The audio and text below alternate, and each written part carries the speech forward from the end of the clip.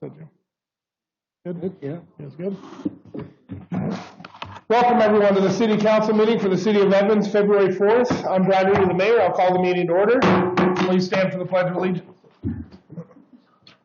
I pledge allegiance to the flag of the United States of America and to the republic for which it stands, one nation, under God, indivisible, with liberty and justice for all. Roll call, please. Mayor Rudy. Here. Mayor Pro Tem Clark. Here. Councilmember Johnson. Present.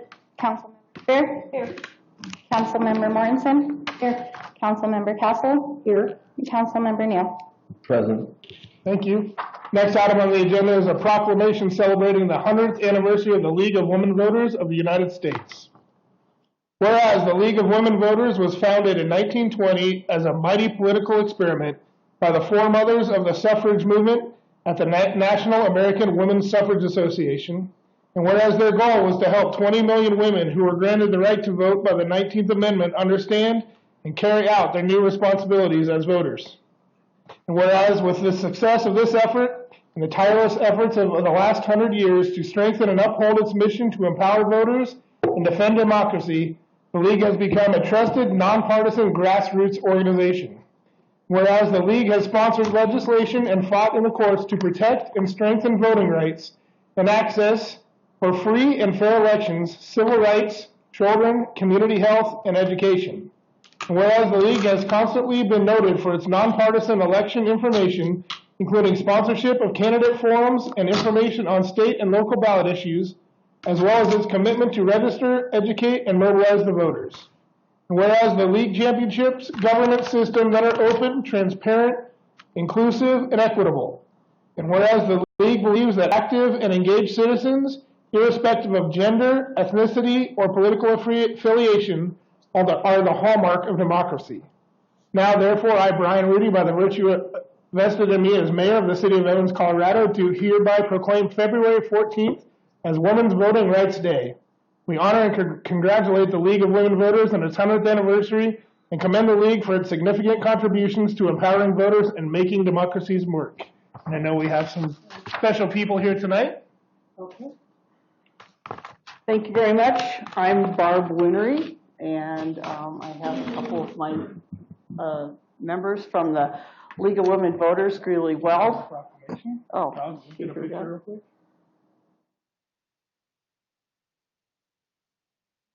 thank you. Thank you very much, Mayor Rudy. Once again, I introduce myself, Barbara Winery, Hazel Gibson, and her husband Bob from the League of Women Voters, Greeley Weld County. Mayor Rudy and City Council members, this mighty political experiment, the League of Women Voters, is still empowering voters and defending democracy. On behalf of the Greeley Weld County League of Women Voters, we would like to express our appreciation for your recognition and honoring our 100th anniversary, which will take place officially on February 14th, 2020. We are a nonpartisan organization of men and women who encourage informed and active participation in government. We work to increase understanding of policy issues and to influence public policy through education and advocacy. We are proud to be nonpartisan by not supporting candidates or endorsing political parties. We provide information on voting, sponsor candidate forums, speak on ballot issues, both pro and con, and provide a local candidates voter guide through our league website, vote411.org. We sometimes advocate for issues if we have studied an issue and have come to a grassroots agreement and consensus on that issue. We are grateful that you recognize our work as a service to Evans, the county, and its citizens. As public servants, you provide an invaluable contribution to the quality of life in our communities. In the future, we look forward to partnering with you and making democracy work for everyone. Thank you very much, and thank you very much for your recognition tonight. Thank you very much. Yeah. Oh. Oh, wait, okay, go ahead. Yeah, I was just going to say a word about the local, Greeley-Weld County. We are celebrating our 75th anniversary this year. We're not quite as old as National League of Women Voters or the Right to Vote. And we will be hosting a display down at the History Museum. So be sure and check that out. There is one on display now. It's about the suffragettes. And my husband's going to tell you about one special suffragette. Incidentally, I just turned 85, but my wife said, this is the 100th, so you're supposed to look older. So, I'm now 100. I just wanted to mention that proudly that my maternal grandmother was one of the original suffragettes in Chicago. And she was arrested in 1910 along with some of the other ladies that and spent just a few hours in jail. And my mother, who was in high school at the time, said that Dad was just humiliated. He was a proper businessman in Chicago, but it was many years later that I found out about this because this wonderful little lady, my grandma, she would never hurt a fly, and I found out she was really quite a hellraiser. And because of the women in Chicago, Illinois became the first state east of the Mississippi to allow women to vote. And I thank you for your courtesy. Thank you. Thank you very much. Thank you. Next item on the agenda is audience participation. Is there anyone in the audience who wishes to address City Council on any item not on the agenda this evening? Welcome. Please state your name and address for the record, please. Grant Hoekstra, 4217 Flax Lane. I've been here a few weeks now, and you look lonely that no one talks to you. So I thought I'd give you a little constructive criticism. I was glad to get this sheet in the water bills. I assume you did too. I had thought we were going to, somebody had said we were going to do this in Spanish also on the back sides of these things. Was I mistaken or just get overlooked? Is it something that has changed? We're going to have it available in Spanish. I think that was the conclusion that we. Would the council like me to respond now or Yes. when the comments are complete? Go ahead, Jim. Okay. Yeah. Our practice is that we make, with a mailing like that, we have an additional 50 or 100 of them, depending on how many we see moving available. The error that we made this time was usually we have a note about that on the mailer itself, that it's available in Spanish. So we're going to use a very similar mailing to that one in the February utility bill, and it will have that notice, and we'll have them available in Spanish for those who would like it. Couple of more suggestions. And the paragraph that said, that's why Evans City Council has voted to place a 1 cent sales tax measure. Maybe perhaps we want to open that up and say 1 cent per dollar or 1% to add a little clarity to that. We probably want to mention that there's a major deteriorations on arterial streets, and also to our shame that we have unpaved streets as of today yet in Evans. We have second-class citizens when we don't even pave our streets in our town. That's really taken back by the why vote yes, and we need to list the local neighborhood projects as a priority, I think, rather than the concept of streets that go out west or north and south into more places, or we'd widen the streets to 4 lanes and then you're just gonna choke down to 2 lanes to get where you're going anyway, so it doesn't seem like the city council should have that as a priority over paving and fixing and repairing the local streets. Another thing in this paragraph about the investment would be similar to a special tax residents are already paying. You might add the words "and shoppers" to focus on when we're shopping, Right. that's when the tax hits. Because in the first line up here, it says, an increase will raise Evans sales and use tax from 3.5% to 4.5%. That looks like a big tax rate if you're looking at the whole picture. And then in another subject, why did the new section of 35th Street south of 37th get speed limit of 30 miles an hour when it used to be 35, and that way on that street it's 35, and who cares what it is way out there in the boonies? Anyway, how did that get labeled at 30?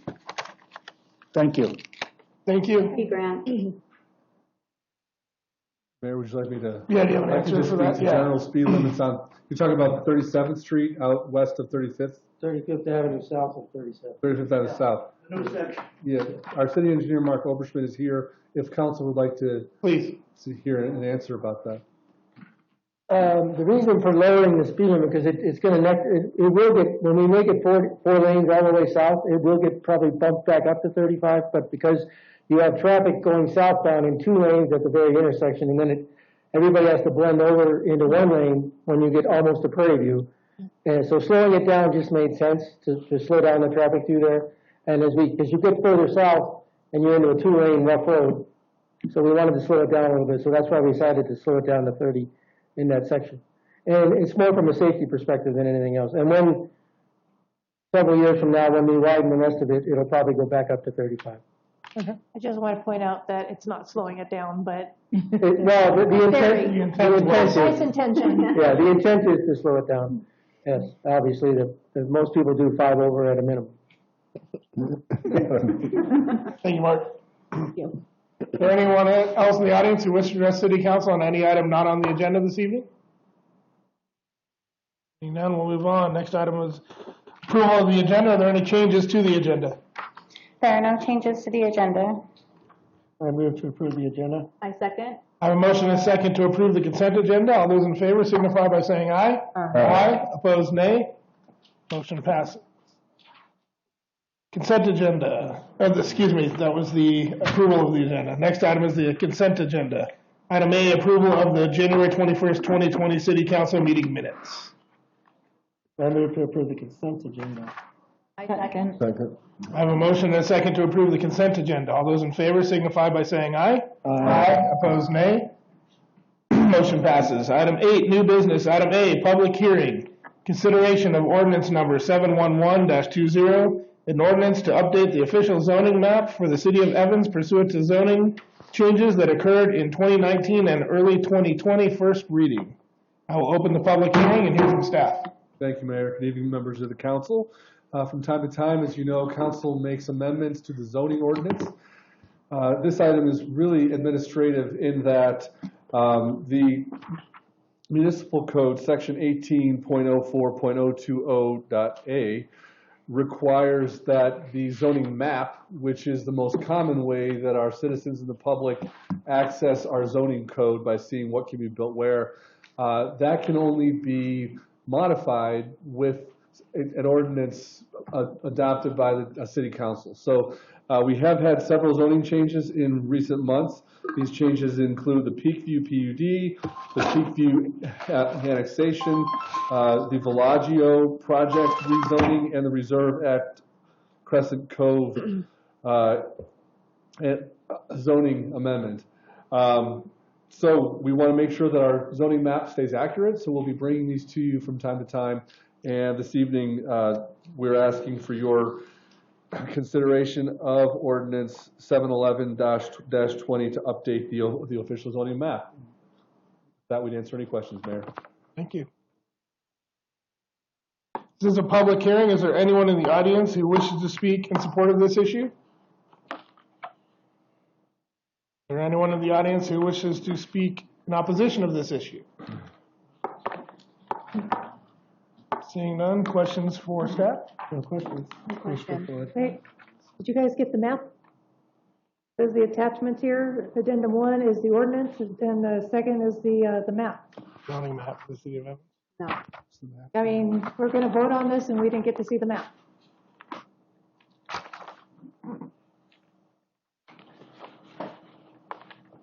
Well, perhaps if the map is missing, then the map is missing, and we can certainly bring this back to you at your next meeting. If council's not prepared to vote, I certainly see your point, Councilmember. I mean, there might be something that we have questions on, and Yep. we're going to vote just blindly on a map that we don't even see.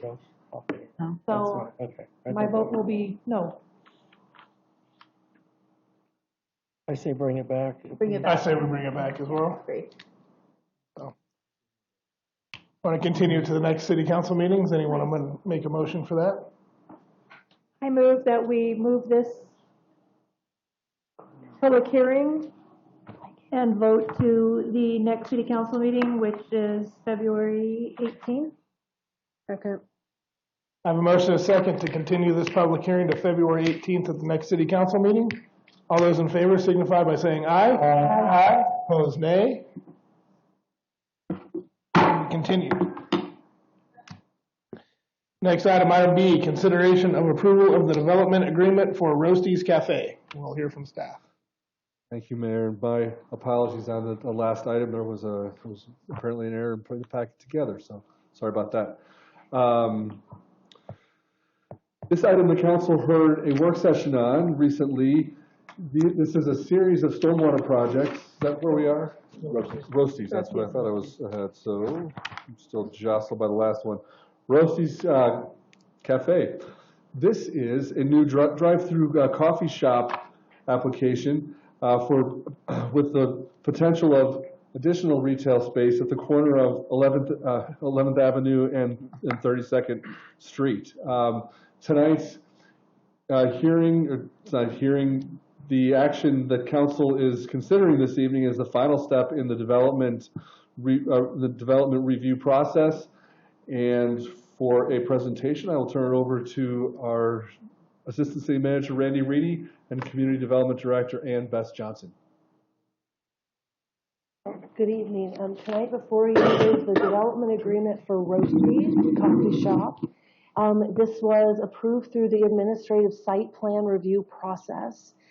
They received approval in July, and we're here now for the development agreement. The development agreement itself has been vetted through City Attorney Scott Kropp. All of the exhibits have been vetted through planning as well as through city engineering to ensure the cost estimates, the letter of credit, all of the improvements are as according to the site plan that was approved. So some of the highlights is the term of the agreement is 3 years. The vesting is a duration of 3 years, so they have to start moving dirt or else they could potentially lose their site plan.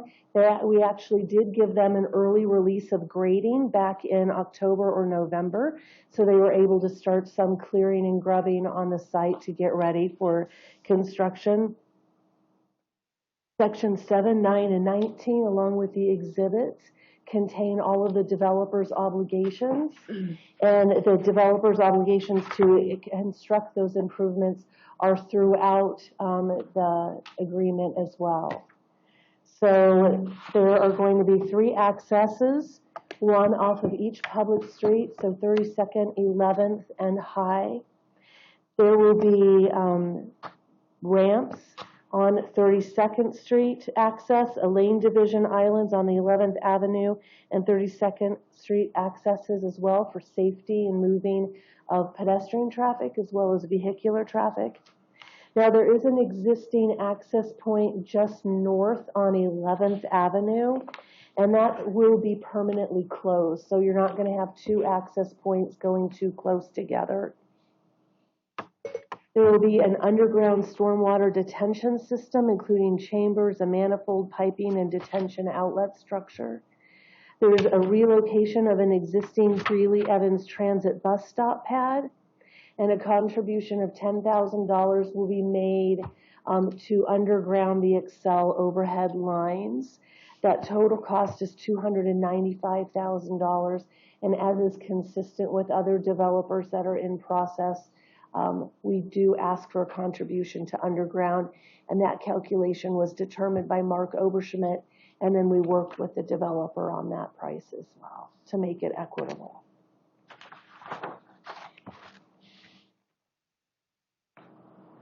So staff does recommend that the City Council find the development agreement to be consistent and in approval with findings from the city attorney as well as engineering and planning. Thank you. Questions of staff? Is this the same Roasties as is down on 8th Avenue? Or, Yes. In Greeley? yes. We can ask the applicant, but I believe Yes. They're it saying is yes. a similar. Mhm. Wonderful. That's a great place. It is. On there No for a long trivia. time, great place. Yes. That's awesome. Are you moving, or, well, staff, I guess, since they're here, are you closing your Greeley location? You're just expanding? It will be a drive-through. Just drive. Let's drive through here. Okay, yeah, perfect. Is this going to congest any of the issues that we just spoke of before on 31st? We did a traffic study was required as part of the application process, and through that, engineering has determined that the background traffic and the other traffic should not further congest. And it is right in, right out on 11th and also on 32nd, both 32nd. Yeah. So only full movement intersection will be on High Street. Well, good news for them, there's a lot of traffic there. They're putting it there. Smart. It is. Other questions of staff None. or comments? I am absolutely thrilled that after 45 years of looking at weeds on that intersection, that it's finally going to be developed. I am a little concerned about the traffic, but that whole intersection is already needs to have a look taken at it. So that's what we decided we're going to do in the work session. So, but I am thrilled, and I guess I'm glad to see you're in there. Well, I like Councilwoman Spear. I love your restaurant down in Greeley. It's awesome. I used to eat there all the time for breakfast. So I am very excited for you guys to be coming here and putting your shop there. I'm very excited and looking forward to it. I'm also excited. I'm excited that 11th Street, it's gonna acquire a new business, and not only that, like they mentioned, there's a lot of traffic there, so you'll definitely have a lot of visitors coming in. So, and that may help with the traffic because they'll be grabbing some coffee. So, welcome. If there are no other comments, I'd entertain a motion. I move to approve the development agreement for Roasties Cafe and authorize the mayor to sign. Second. I have a motion and a second to approve the development agreement for Roasties Cafe and authorize the mayor to sign. All those in favor signify by saying aye. Aye. Opposed, nay. Motion passes. Great job, guys. Thank you. Looking forward to it. Thank you. Next up on the agenda is consideration of East Side Storm Sewer Phase 1 contracts. We'll hear from staff. Thank you, Mayor. Now we're on to stormwater. This is the next step from Council's work session from several weeks ago, where you heard an overview of a series of stormwater projects that are intended to relieve stormwater flooding conditions and problems along the Highway 85 corridor and certain other portions of the eastern part of town. Tonight, we're requesting your consideration of a contract for the design. This is a big design project for us, and I would ask our city engineer, Mark Oberschmidt, to provide an overview and summary of the project again, and also the process for consultant selection. Thank you, Jim. Mr. Mayor, members of council, as Jim said, we're talking about the 4 East Side storm sewer projects. Basically, we're going to look at, through this phase 1 of the process, we're going to look at all 4 projects that were outlined within the 2016 Drainage Master Plan by Miller Engineering, and make sure there's a viable, which one, that they're viable, that they're buildable, that they can work in the initial stages. And if the alignments that were shown don't physically work, we will make adjustments in the overall concept of those alignments, and we'll move towards the alignments that actually physically work using initially just LiDAR topo, which we have of the city, so that we have a better idea of what physically can be put underground within reasonable cost. And once we get through that conceptual phase for all 4 projects, the goal is to move into the 2 higher priority projects, which would be the 31st Street storm sewer outfall, which would convey water from essentially the railroad east to First Avenue and then into the Greeley Ponds. And then the second project would be the Heritage outfall, which would eliminate the Heritage and the swimming pool and put a bigger pipe underneath the highway, underneath the railroad, and continue east to the river. The final alignment going to the river will be determined by the lagoon decommissioning, which is another project which is in the works at this point in time. We're hoping, if all goes according to plan, that we'll be getting some construction going towards the end of 2020 and into 2021 on the 31st Street. And then once the lagoon is decommissioned, if we can get that done in time, we'll move on to the 35th Avenue or 35th Street outfall going through the lagoons. The process that we did for determining our selection of the consultant team that we have, that we're recommending tonight, was just a statement of qualifications where they provided us with their background, their experience, their expertise in the respective areas that we were most concerned about, which are working with the railroad in terms of permitting, working under the railroad in terms of tunneling, working with CDOT in terms of permitting, and then working under CDOT's right-of-way in terms of tunneling. The 3 teams that came together, this team that we're recommending tonight, Wilson, BT, and Lithos. Wilson and Company will be the prime engineer on the project. They have a complete branch, which all they do is work with the railroad. So they understand the permitting, they understand the construction requirements, they understand, then they know the people that they have to work with, so that it makes it a little easier to get things moving through the railroad process, which sometimes can be extremely lengthy. BT Construction is one of the best tunneling companies in Colorado, if not the Western United States. They've done some incredible projects all over the state and all over the Western United States. Lithos Engineering has worked extensively with both of these firms, and they are a prime geotechnical firm with incredible expertise in tunneling and geotechnical engineering, along with structural engineering, so which is going to come into play as we get underneath some of these areas where we have shallow cover. The other 2 teams didn't bring all these qualifications in one package, which is why we decided to recommend and negotiate with the Wilson BT Lithos team and work through the process, develop the final scope for this phase 1, and then agree to the terms and the cost which you're seeing here. There will be 2 separate contracts. The contract that you're approving tonight is the Wilson Engineering contract. BT has a separate contract because they're providing a constructability review of all the plans as we go through the process. So in about 2 weeks, should you recommend approval of this contract, we will have a kickoff meeting, and we'll get into discussing how we're going to actually build this as we work through the design, so we can, number 1, mitigate the risks through the process, and number 2, actually build it when we're all said and done. So we don't want it to just look good on paper. We want to actually have somebody be able to see that stormwater going through those pipes and out and away from our homes. So that's kind of a short version of the process that we went through, and why we're recommending this team as the team to award the contract to. And I'd be happy to answer any questions that you might have. If I may just add one more comment, I want to circle back to some feedback we heard at the work session. We've talked since the work session, and despite or even the skills of these various firms notwithstanding, one of the first steps will be to evaluate kind of the first, those correct The alignments, yeah. projects, alignments. I think Mark made that point.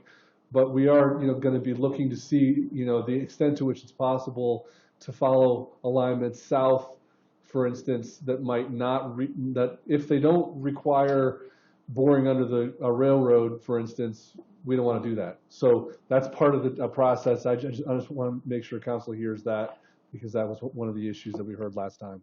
And additionally, like the one project, the 39th Street Storm Sewer, which the Muller plan has going straight east. Well, when you walk to the end of 39th Street, it's a dead end, runs into somebody's house. So we're looking at, rather than having it flow straight east, to possibly bringing it back to a low point along Golden Street and potentially taking it south into the Riverside Pond that way. There's other options that we're going to look at, but we'll be able to do that at a conceptual level using the LiDAR topo, doing field visits, visiting, having Councilwoman Spear take us around and show us things that we may not know that are there. Our environmental assessment people immediately asked me, what are all these large boxes around East Evans? And I said, well, that's our irrigation system. That's not storm sewer. We have some older houses down in that area that they're looking at that we're trying to avoid impacting if at all possible. So these are the kind of things that we're going to get into in the conceptual level and get down in walking the streets and seeing what actually is in the way that could potentially cause us a problem, and see if we can either get around it, work around it, get around it, or mitigate that risk as much as possible. Jim and Mark, I appreciate hearing this. I hope that this is actually what happens, because, living over on that east side and seeing this for so many years, I mean, I know you could talk to all the neighbors. There's, like on 39th Street on the east side of the railroad, there's a supposed retention pond that never has water in it. So you're talking about taking water from 39th and pushing it east. That's not something that needs to be done from there. We've got water problems between the highway and the frontage road on the west side. We've got water problems, drainage between the highway and the railroad on the east side. I mean, my neighbors and I have talked, and no, we don't have engineering degrees, but what we do have is experience.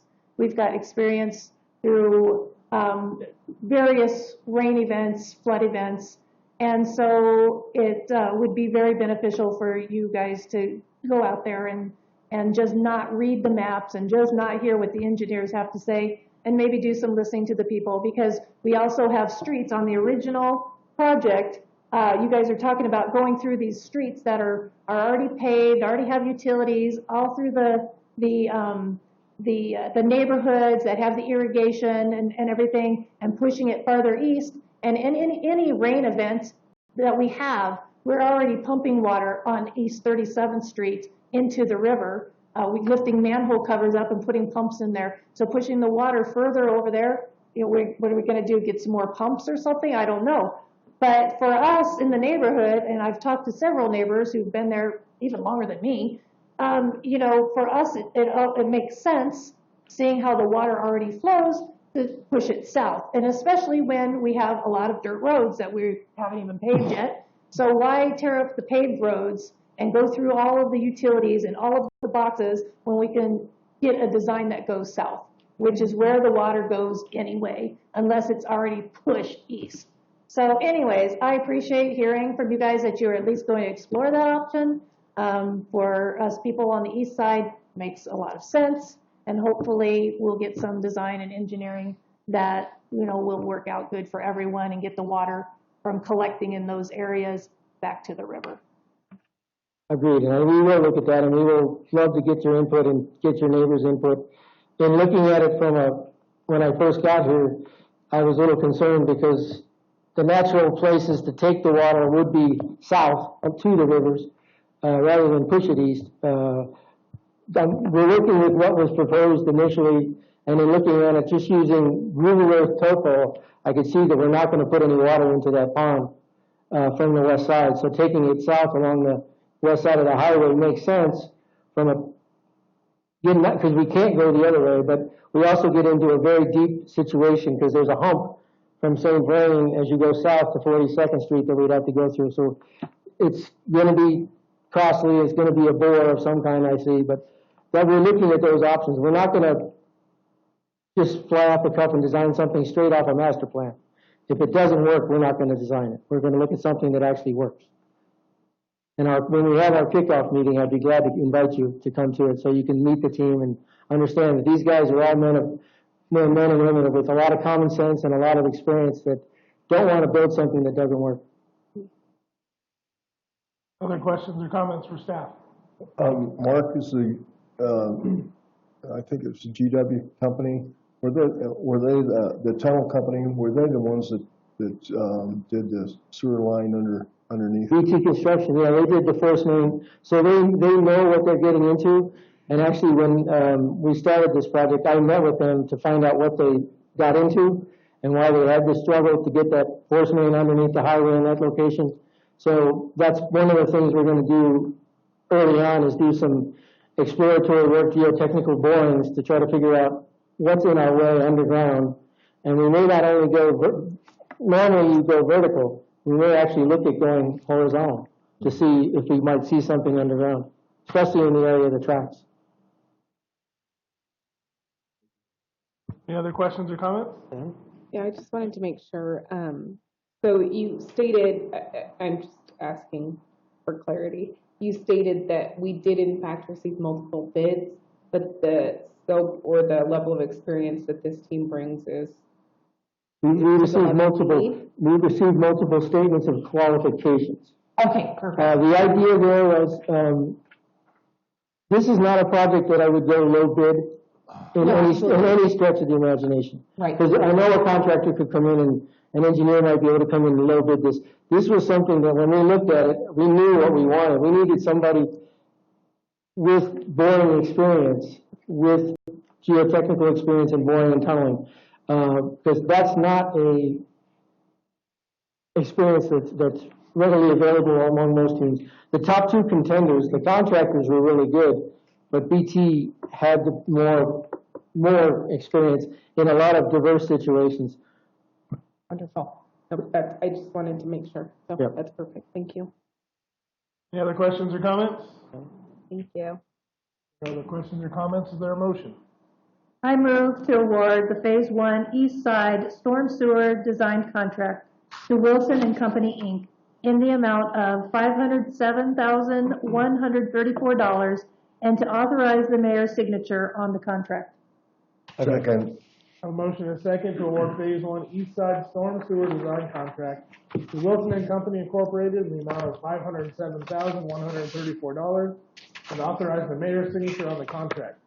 All those in favor signify by saying aye. Aye. Opposed, nay.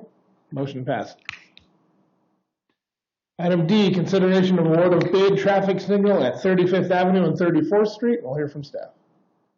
Thank you, Mayor. Based on a warrant study that was completed several years ago, this traffic signal project has been in the works and on the city's CI capital improvement program for some time. At this point, we're ready to recommend a construction contract, and I'll ask our city engineer to give a brief overview of the project and the process. Thank you, Jim. So back in the fall of this year, we put out a request for proposals to get a design done for this intersection, traffic signal for this intersection, and we got two proposals from two qualified traffic engineering firms. We selected Keller Engineering, and they worked with us through December to get the final plans done, and they coordinated with Excel in terms of making sure that clearances were adequate underneath those transmission lines. They looked at site distances. They looked at what utilities are in the area, so we have a pretty good idea of what we're going to run into when we start the actual construction.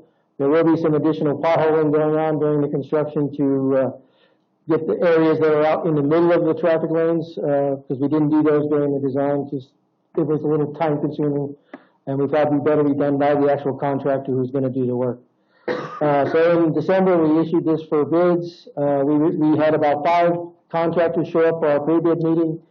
We received 2 qualified bids, one from Sturgeon Electric, which has done a lot of work up here in northern Colorado, and the other one from Morton Electric, which they're out of Pueblo, Colorado.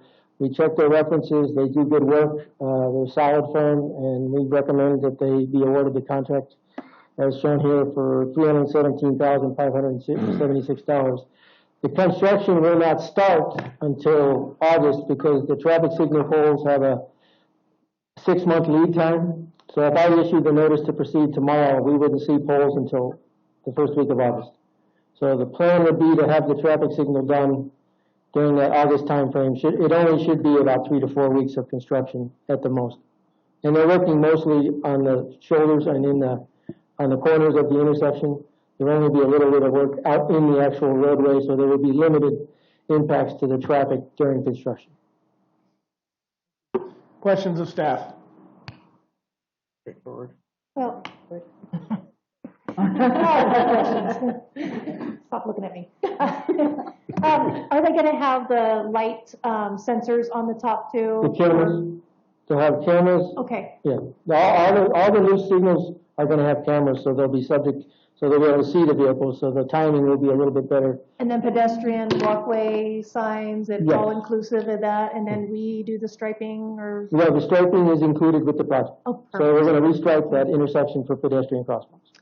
I just want to say, I know that this is probably one of the biggest questions that we get is when do we get a light here? So it's going to be very pleasant to be able to answer, hopefully by the end of this year. That's great. Yes, this question came up at our open house on 47th Avenue about 2 weeks ago. Oh, you're getting it too. Mark, since it's a common question, do you have an estimate on construction timeline?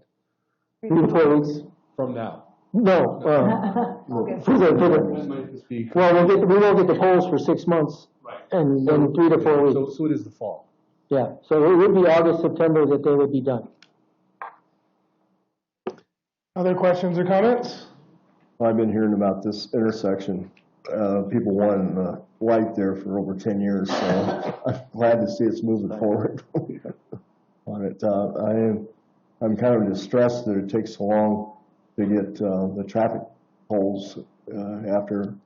Well, when we put out the request for bids, we heard 3 months, and then when they came for the pre-bid, they said 6 months. So we'll see. We're gonna cut them loose as soon as we approve the contract. We'll cut them loose tomorrow. They'll order them this week, hopefully, and as soon as they're ready to go, we're gonna let them rock and roll. Are there any other questions or comments? I have a quick question. So, first of all, thank you. I take this daily and am very excited. When you're coming out of 34th Street, do we own the other side of 34th across from 35th? The southwest corner? Yeah.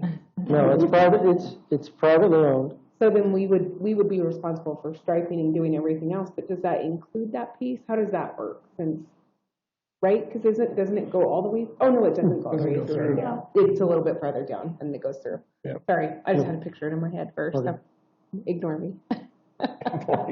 She's on medication. A lot, yeah. Her cold. Other questions or comments? None. There are none. Is there a motion?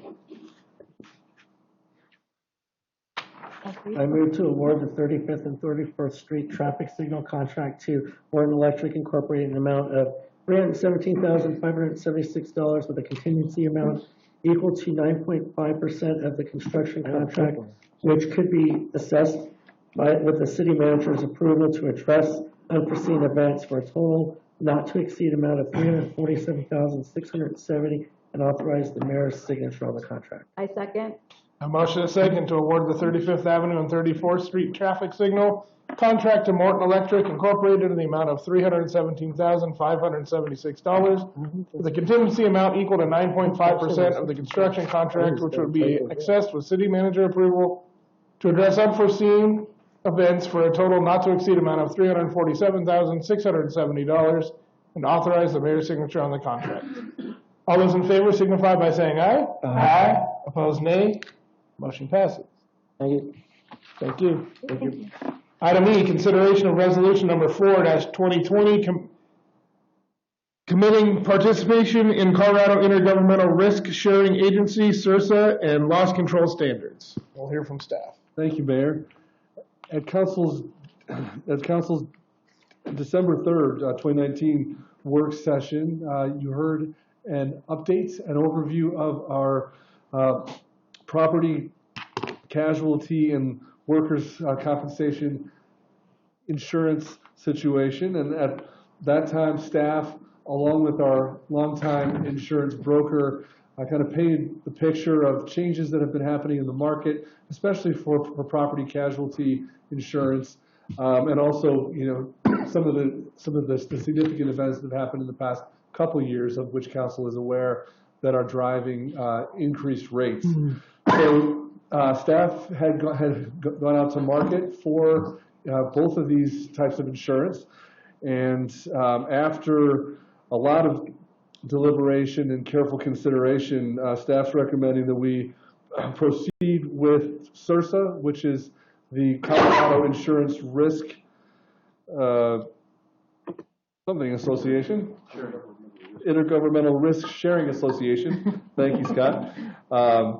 Which is commonly referred to as CIRSA for property and casualty coverage, and that we remain with Pinnacle Assurance, with whom we've been for many, many years, for workers' compensation insurance coverage.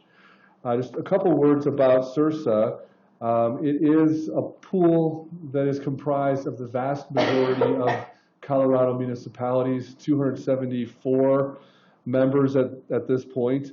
It is continually growing, a very healthy association, lots of public sector expertise, and they're known for working